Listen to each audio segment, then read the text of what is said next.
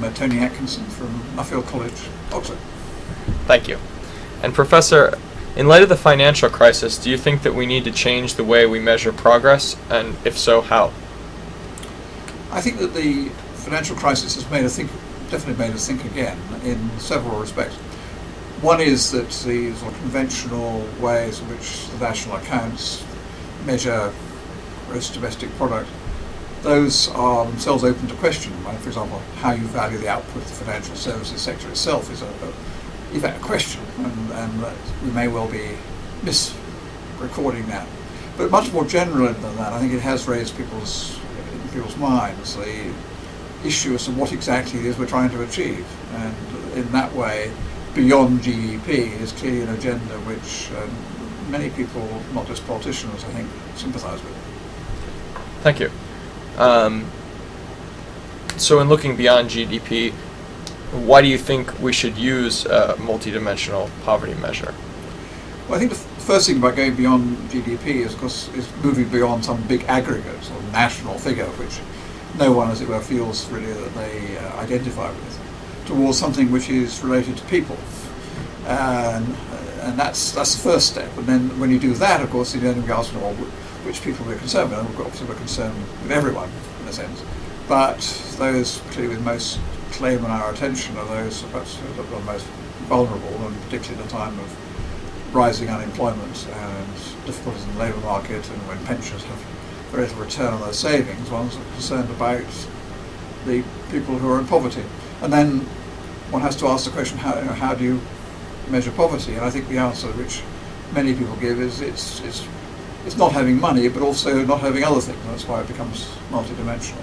So do you think that's what the multidimensional measure kind of adds to the poverty analysis? Yes, I think that what it's really doing is saying that we're interested in not just what incomes people have, but what they're able to achieve with that, and that what they can achieve with that is a function of other things. It depends, for example, on their health and other circumstances, and things which a single number can't really take into account. Okay. And then just looking kind of more broadly, where do you see the future of economics in the measure of poverty and well-being? Not necessarily just this, but... Well, economics has actually, in recent years, not been very much concerned with what we might call ethical questions. And I think one of my own particular concerns is that we should bring back into economics discussions about issues about what we mean by human welfare and well-being. Issues which I was, as a student, I was taught 30, 40 years ago, but nowadays have disappeared from the curriculum. And I think that's one thing we should do, is bring back these questions, and people actually do ask what it is we're trying to achieve and how do we measure our performance.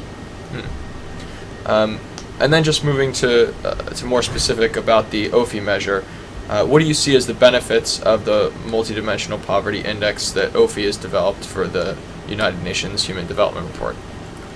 Well, I think the Human Development Report has, until now, been largely concerned with aggregates, that is, with overall national income, with overall life expectancy. And I think what this is doing is bringing again the individual perspective, and what OPHI have done is to develop, I think, quite remarkably in terms of the problems that we face in terms of data and other things. They've actually managed to construct an index which gets to the individual experience in many different countries. Okay. And do you see room for the MPI that OPHI has developed for the UNDP for growth?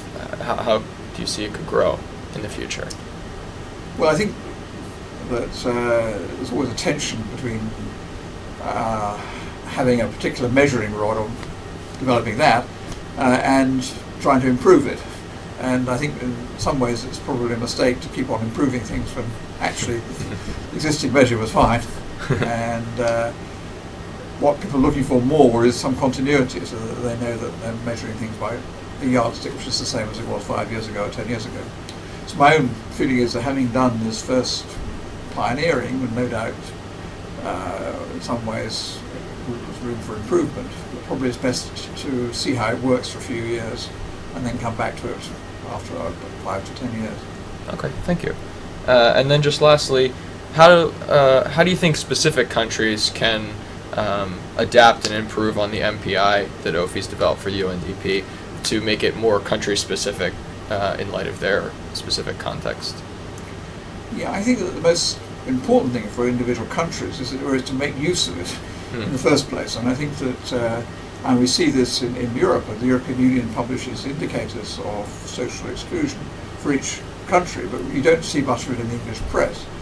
And I think that simply for pressure groups, for individual citizens, for politicians to actually make use of what's there is probably the most important first step, rather than to think about trying to change it, as it were, for particular circumstances.